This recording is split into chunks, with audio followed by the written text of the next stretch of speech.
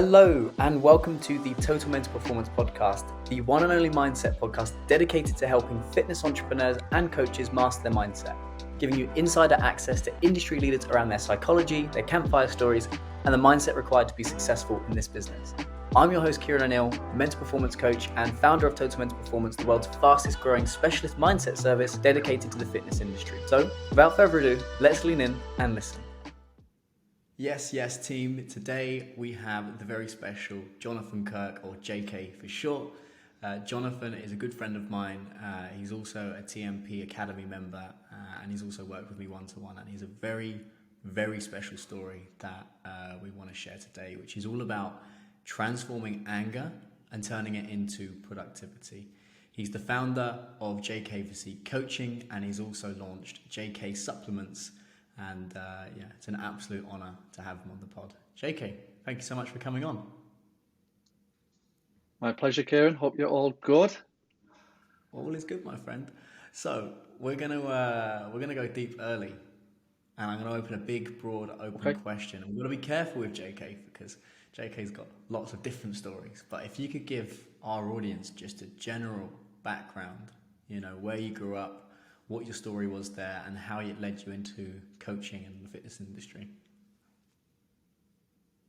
Okay, so if we go into the base, you could say I was probably working class, light middle class, depending how you brought that.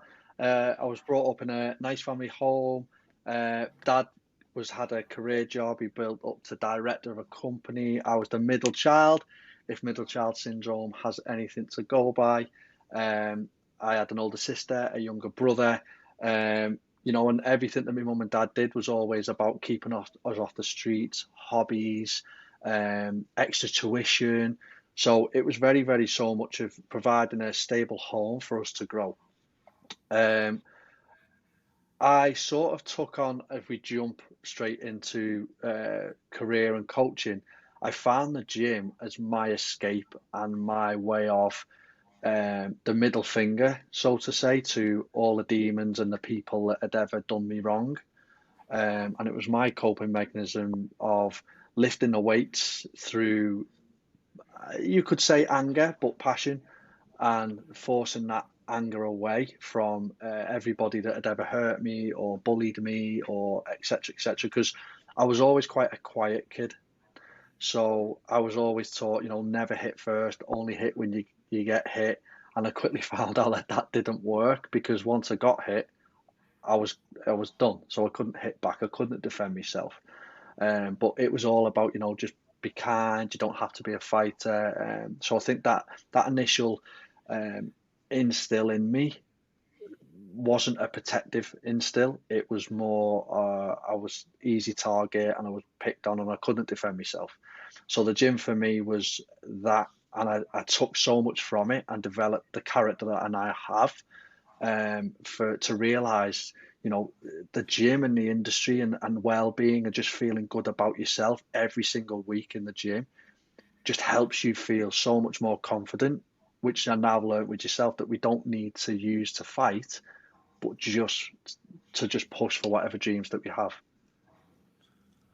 And run me through what you're up to today now with your coaching and how that shapes your coaching philosophy. So I've always been like sort of all push big on mindset, big on strong character, because I've been there, I've been low. I don't like to feel that other people are where I was.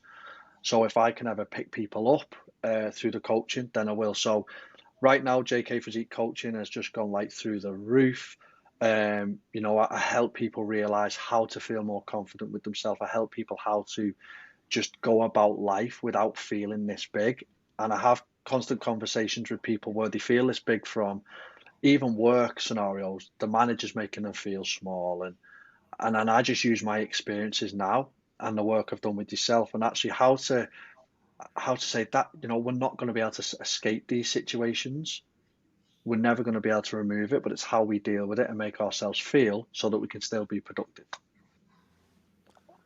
Run me through, so you started with our Mindset Academy, our first ever iteration, and then You're still a Yes. Mindset Academy ambassador now, and the work that you do in the group, the support that you give, the guidance is very much valued, and we all love you for that. And you decided you want to take things to the next level, and you decided to come on board to working with me on our one-to-one program. Can you run me through the initial challenge that made you think, you know what, if we shift this will be a game changer for my performance? Because I remember it really clearly. It was the fact that I tried for so many years with different people. Um, and okay, the initial therapy work was similar, discussing it, but it was never getting into that subconscious, into that root cause. And it was getting to a point where we both discussed that if it's not sorted now, I'm going to crash the car, because it would consume me. I was fed up. But as I've got older, a family more mature, I think it would consume me more on the sense of why still now? I'm a grown man. I'm 32 years of age. I'm not a kid and, 1 pint want to fight, people go out and cause that. How as a grown man still feeling this targeted and still drained. And I obviously with the work I'd seen you done, I thought I need to find an approach because now it's affecting my business. I was getting targeted or felt I was getting targeted. And for days, I'd switch off, I'd go on my phone. Me responses to clients would be very, very slow because I'd go over what had happened 3 days ago continuously, which was affecting business. When you say it, what do you mean by it? What was the emotion? What was the beliefs and the thoughts and the feelings that were coming up when you were hitting that trigger point? Because I remember when you went past the emotional threshold, and we all have different emotional thresholds for certain emotions and certain scenarios and certain experiences, there would be a blow up, and then that would take you out of the game for 1 to 2 to 3 days. And I remember we isolated really quickly. We can do all the peak performance work on how to manage your state and how to get more done and get more productivity. But until we manage that, you're always going to be set up to fail. So just run me through what that it was, the emotion, and how that was playing out. It it would be a mix, and it probably would depend on maybe sometimes other external factors. So I could either be in a state of why me and upset and fed up, or I could be in a state of I just need to go out now and prove myself to what I feel they are trying to disprove, and just go and punch the head in, or go and attack, or go and make them put them in the same situation that they're making me feel, which is this big, which is, the way I use the gym and everything is like, is that all you've got? Try me. I'm not going to prove to you I'm not that kid. We go back into the detail of the metal plate, the fact I was stabbed, the fact that I've had my nose broke, I've been jumped numerous times. It was like, now I've used the gym, now I've got a little bit of stature. Although I don't want to become a bully, I'm now going to be like, try me now. We see that so often with men is they armor up. They get to a point when they're younger and they say, you know what, fuck you, I'm not going to be a target anymore. And that's where that aggression comes from. So what you did, which was at the time, it wasn't a case of you wanted to, you had to armor up. But then the way that the subconscious mind works is whenever these emotions come up, all it asks is, did I keep this person alive? And if the answer is yes, the emotional response gets stronger and stronger and stronger. If you think about a pint, you drink a pint. If you keep drinking, when you have your first pint, you're going to be pissed.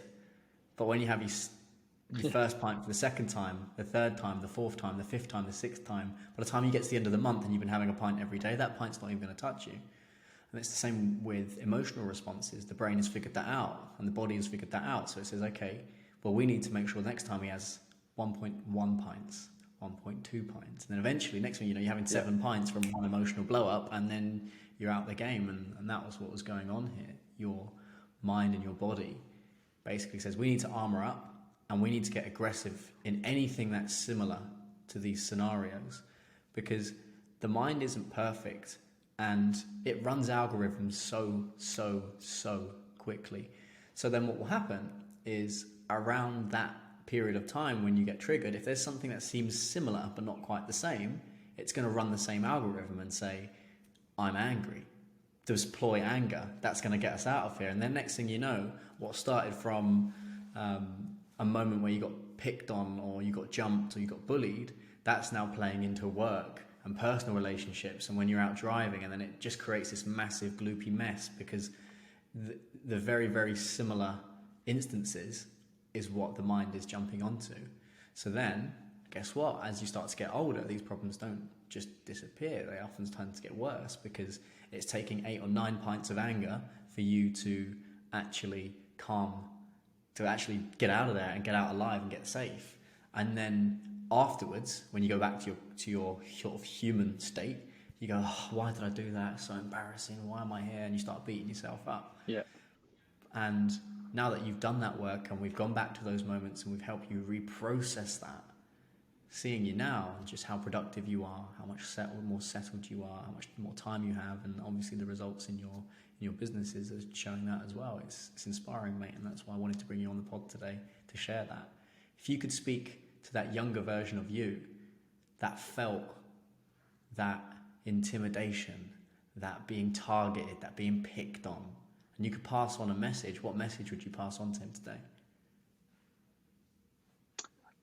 I'd say I understand why you did it.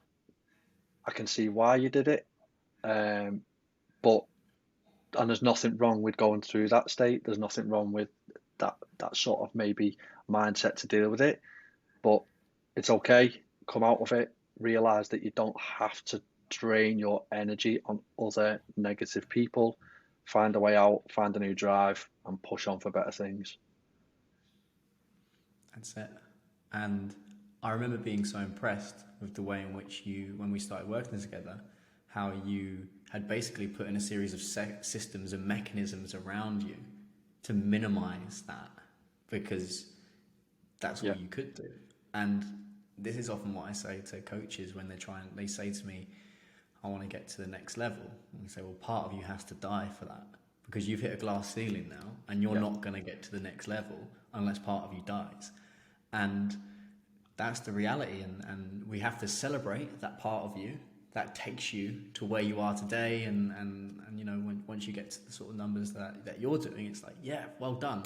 All that previous identity has got me in the room and it's got me here, but it's not going to keep you there. And it's not going to take you to that next level, and you're always going to be stuck. And you recognized that, and you went, right, it's time to do the work. And now you've done the work, mate. I mean, if you could compare the two people next to each other, just how different does it feel, JK, the business owner and the entrepreneur, versus JK, the coach that turned up coaching? What would you say the differences are? Huge. I mean, to the point where, in the correct way, I can laugh at the previous JK. Like, okay, I mean, I've messaged her previously and said certain things have triggered it, but I've handled it better. But yeah, it's funny, like, you know, people don't understand why people react a certain way. They don't know the history, they don't know the past.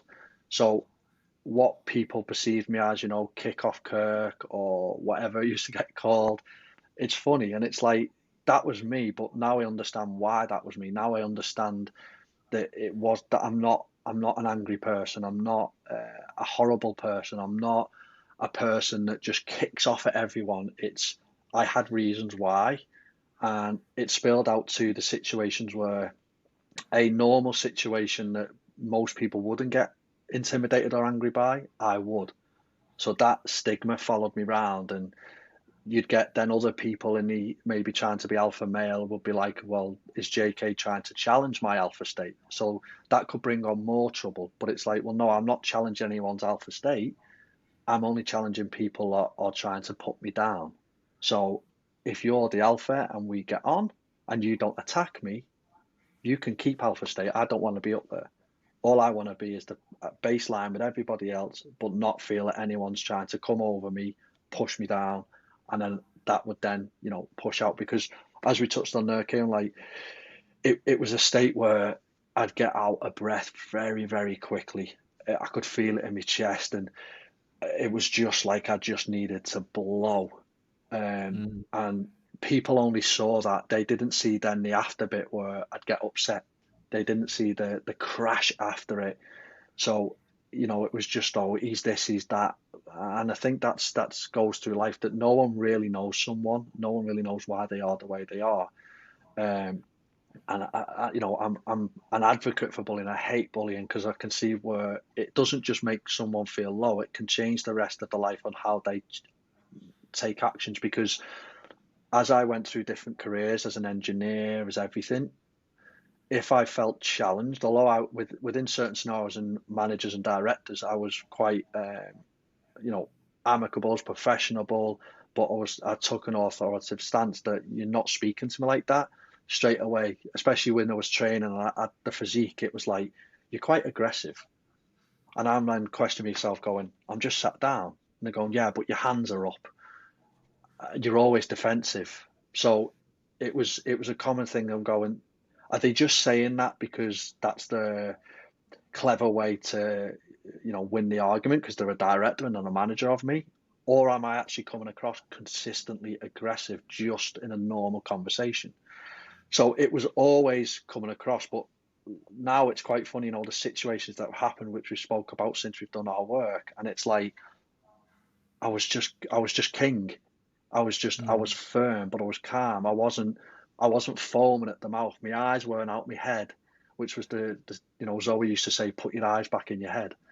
Um, it didn't need to be. I was just like, we had the conversation where I needed to jump on a Zoom call with businesses that I was working with to sort an issue out, and it was just right. This is what's happening. This is how I'd like it to go. Let's do it. Where previous it would be, a bit more aggressive. And yeah, it's kind of cool, like, because even when I messaged you, I think when we're still working together, where to others it might sound like, who do you think you are? But to me, it's funny. It's where I ran outside the house with a hockey stick, and I'm running at people, and we're like, we can't do that as a grown man and as having a family. And it's like, but when I got to that point of I'm fed up, when I got to that point of you are not going to make me feel this big anymore, I would overreact. Um, and that overreaction would make people think I was a weirdo. It would make people assume I was a certain person, that I was the bully, which then would make me feel even more down about myself. And it's like, I'm just defending myself. But I didn't know any other way apart from. So the way I used to say was, if we're having an argument, I'm not just going to match you with your argument because the argument can go on for a long time. What I developed in myself as a coping mechanism was, I want the argument to be over very quickly because it drains me. So I have to go a million times above you straight away to win, to get it over with. And that's so everyone would be like, wow, what's happened there? You've just blew. But that's all I knew. And it was controlling that. It was getting that out my chest and off out my mouth. And it didn't always get physical. It was more just a physical emotion than actually fighting. But it would, after it would just drain out of me, and I'd be like, I'd need to go to sleep. It honestly exhausted me. And like, I do smile about it now because it's like, the time that we worked together, you'd think the amount of years that I tried, it would take so much longer to work. But like, in the space of 4, 6 months, whatever it was, it's the transformation's unreal. It's not like you'd think, oh, this is going to take years because you've tried 10, 12 years already, and it hasn't. It's quite cool. And it's quite cool seeing you now because everything about you has changed. The way you communicate has changed. You're a lot more settled. You're a lot more to the point. That you mentioned earlier about king, staying king. So what JK is referring to there is a thinking framework that I taught him, which allows you to understand all the different types of parts of our emotions, our states, and our psychology. And the thinking framework is really, really simple. First of all, we have our warrior. So for JK, his warrior, he had an overactive warrior because he's so armored up. If something would trigger him, he'd have to go fight mode to defend himself or to perceive to be defending himself. So the warrior is the part of us that wants to fight. It's the part of us that wants to get shit done. It wants to work really hard. So it's actually, there's a good part. It allows us to set our boundaries and fight for what's right. It's also the part, so you mentioned you'd feel really drained afterwards. So it's a very draining part. It wastes a lot of energy. And if we're not putting our warrior to work on the right things, we get very tired. Then we have our magician. Our magician is the creative part of us. It's the part of us that comes up with lots of different ideas. It spots opportunities, it spots connections. But that's also where anxiety lives, and it's often living in the future. And if you have an overactive magician, you get really, really anxious, because not only can you imagine all the great things that you can do, you could also imagine all the bad things that can happen. Then you have the lover, and the lover is the part of us that wants to look after others. It wants to keep the kingdom happy and everybody within it. But an ineffective lover will do that, and it'll put everybody else's needs before themselves. And then you've got the king or the queen. And the king or the queen is doing what's best for their kingdom. So if they need to inject a little bit of warrior to get some things done, that's okay. But if they recognize that the warrior isn't going to help, then they pull back. And what you've gotten really good at, JK, is becoming a really, really good king. You have good people around you, so you have a solid boardroom. When the warrior wants to push the king out of the way and says, no, I'm driving the ship, you're able to put him back in his box and say, no, not today. And you've had a really fascinating reframe, which I'd like you to share, that's just helped you when those moments come up. It's a little phrase that puts you back into king. So that word is this pen that Kieran kindly provided for me, and it's bigger fish to fry. Which basically means, so the work I did with Kieran was like understanding my thought process and understanding what I envision. And Kieran asked me, like, where do I see myself in the future? And whether this, is funny or not, I said to him, I picture myself being 40, 45, maybe a bit more grey, maybe a bit more receding, but getting out of my Porsche, that I haven't got yet, by the way, this is future, in a nice shirt with a jumper overneath, and just getting out the car as this calm, cool, collected businessman that's done all right for himself and got a good circle. So I now think I ain't got time for these people. I ain't got time for people that want to bring me down, because I've got this journey and drive that I want to build up towards. And it's like you say now, that king mentality does come in so many different forms. So, little personal story the other week where my mum's had some surgery, and it's not gone quite well or right, and she's quite upset about it. And my dad is quite king himself, and normally the leader. But now I've got a bit older and I've got my, a bit more about me. He now and again listens, but doesn't always like being sort of told. And my mum needed these special plasters. I can't remember the name, but they had a sort of constant lubricant. And she was getting really, really upset that the fact that if she didn't have these, that something really bad would happen. So they were trying to find them, they couldn't find them. So I come in and my dad was like, listen, son, we've tried. No, no, no.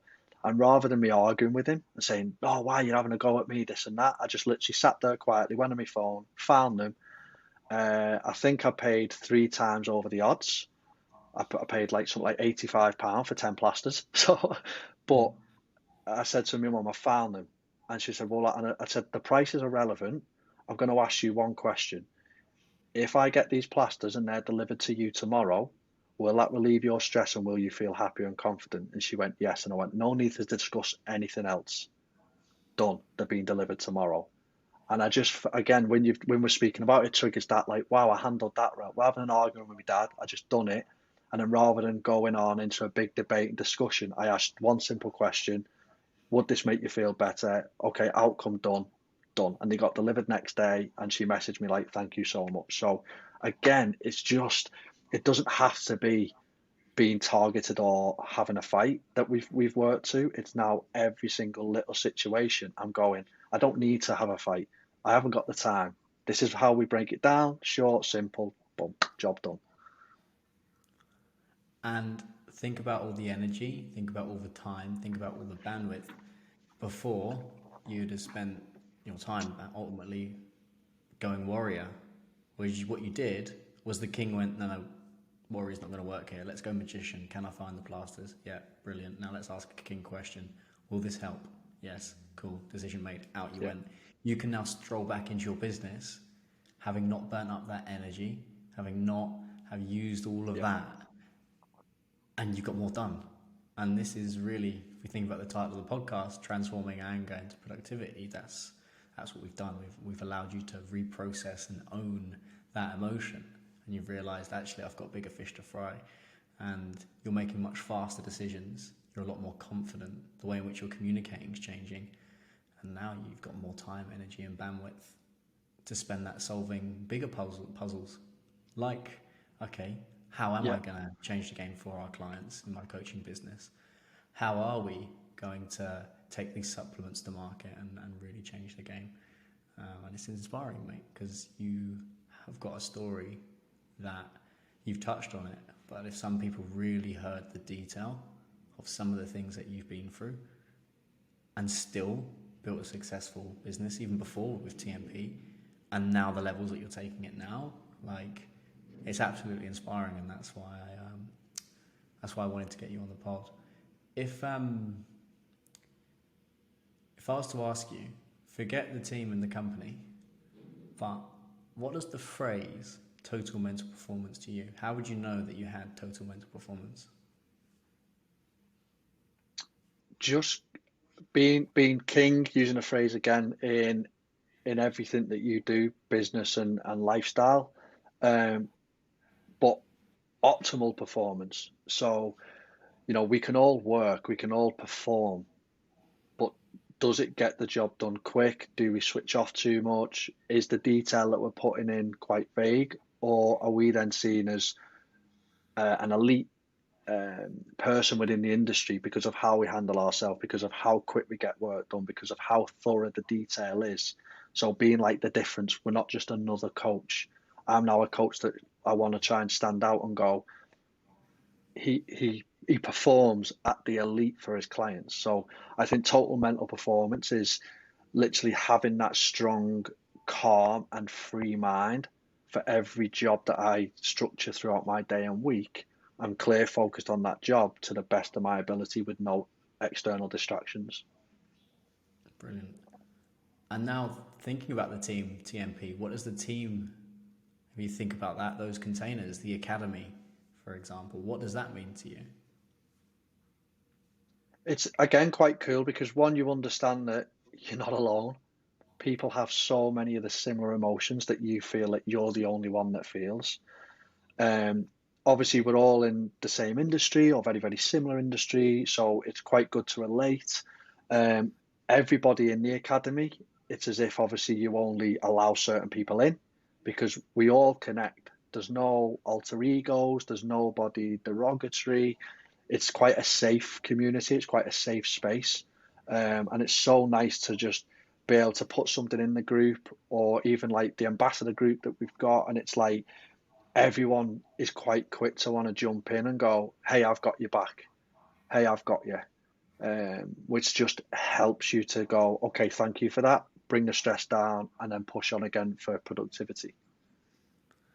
Yeah, mate, and that's really amazing to hear because like I don't let anyone into the academy. Like they've got. It's quite interesting because there's a diverse group in there. You know, like there's both guys and girls, Yeah, and from different parts of the world as well. Yet you feel like everyone's the same, even though you're all incredibly different.